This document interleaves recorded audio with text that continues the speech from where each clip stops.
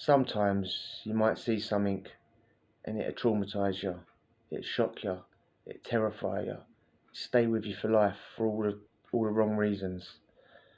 Other times you'll see the exact same thing happen to a different person and you'll piss yourself laughing.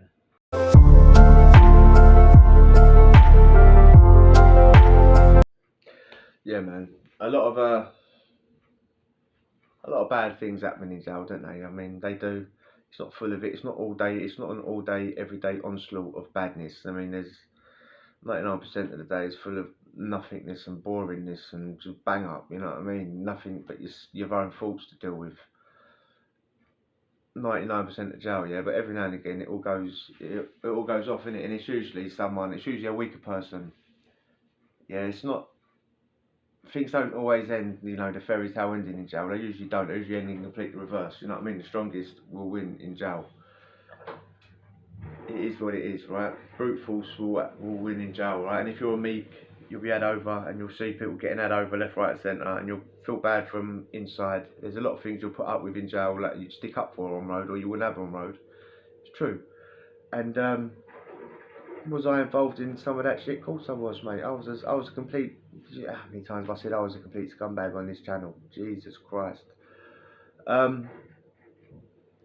Yeah, I was having people over. So I was having people over that was weaker than me. People that were stronger than me were trying to have me over.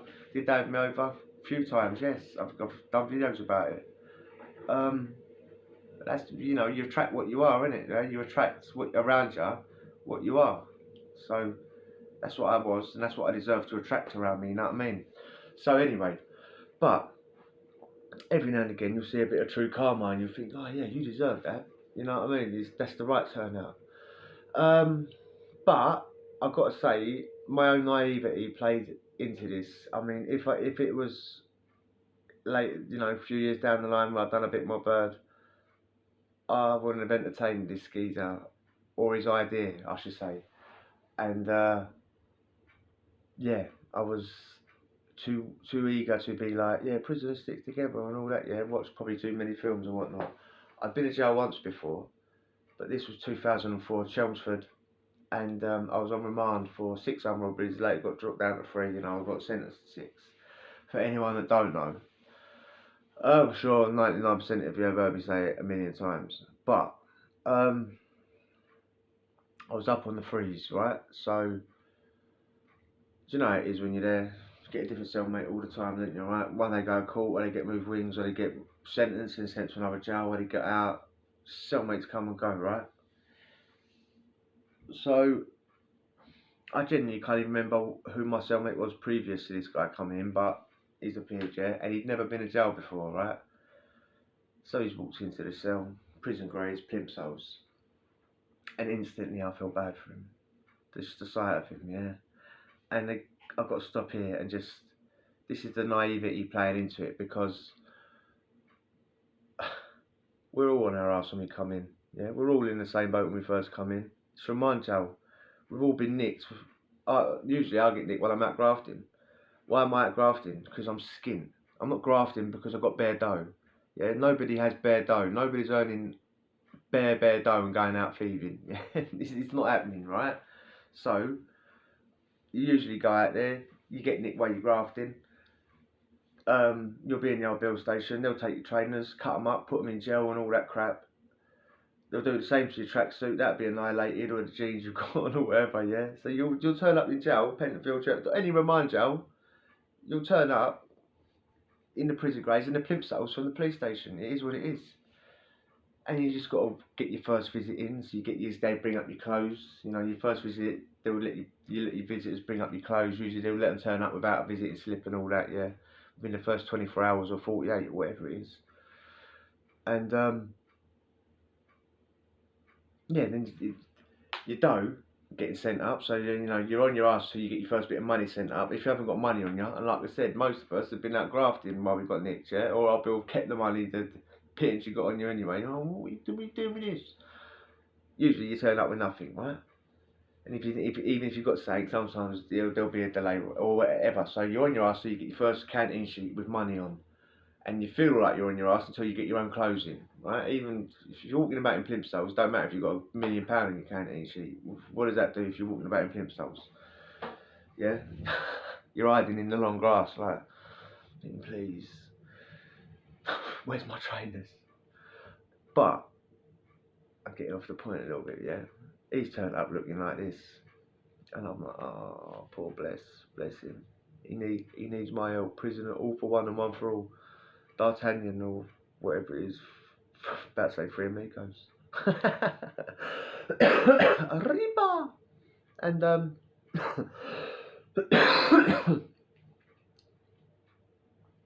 don't know. I was banged up with him for at least a week because I've got my canteen sheet, and in that week I'm seeing him on social, getting on the phone. You know, where's my money? Where's my money? I can tell people are, even to this day, people are telling they're going to send in the money, but again, that's not my problem. I don't care. A couple of years down the line, I would have been wise to it anyway, yeah. And then his £2 credits run out, so like I'm lending him like this or that or whatever. This was with was his phone cards? I think it was just pins. I think the pins are just I can't remember, but I'm sure I was lending my one. I'm sure I was letting out, or I was ringing people for him and passing messages or whatever. But his money hasn't come yet, so he gets his first canteen sheet. He's got nothing on it. Yeah, I've been banging up with him at least a week by this point. Can I get him a pack of snout until he gets his money? I've said yes. It's a tricky one, isn't it? Yeah, but in reality, no should have been this. Would have been really the answer that I'd have said. I just realised my t-shirt matches the kitchen, mate. Look, days blending into the background. Me salmon. Yeah, but I'll put it down for a minute. Yeah, ½ ounce of tobacco, and it's come, innit? The next week it's come, and canteen on a Friday. He smoked it on a Saturday. It was gone. By Saturday it was gone. Saturday, like, it was gone, mate. And then he's ticked off these two boys that was on the wing. These two brothers that was on the wing. He's ticked a pack of snout off them as well, and he smoked that as well. So by the weekend, he smoked 2 packs of snout, and he's got nothing. Then I'm teasing him again, and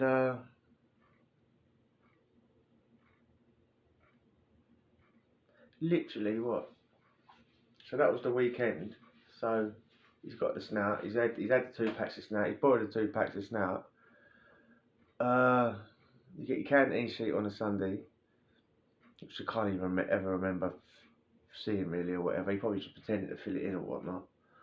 And then 2 days later, say 2-3 days later, he's got the slip under the door saying you're going court in the morning.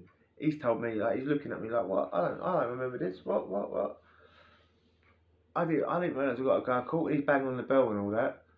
And I've swallowed it hook, line and sinker, haven't I, like a mug. Like, oh, what? They can't be doing this, yeah. You're going to pack his snout as well. He's like, I'll be coming back in all anyway, yeah. You don't really matter, it's no big deal. I'll be coming back, keep the cell open for me. Well, back then you could just, I don't know, people still might do it now, but you could just leave your stuff in the cell back then. He never had nothing anyway, like I said, he had nothing, yeah. Anyway, he's gone to court the next day. Later on that day, he ain't come back. Later on that night, he ain't come back. I've come back to that jail, Chelmsford, and ended up back on the induction wing for the night, and then moved back on the C wing the next night. So didn't really think too much of it at first, and then the next day he weren't there. The 2 brothers like realised that I'm in a single cell again, and they're like, well, yeah, you owe me the burn and all that, yeah. It's the first time that had ever happened to me, but even then I was like, listen, why? You know what I mean? I was like, well, you must have smoked it with him. So, no, you know what I mean? Even if I did, so what? But I didn't say that bit to him, I wasn't that brave. She said, no, I didn't, yeah. And they were just trying it anyway, right? There was a bit of back and forth, but nothing, right? They weren't happy with me though, yeah. It's like, literally, they were going on like it was my fault.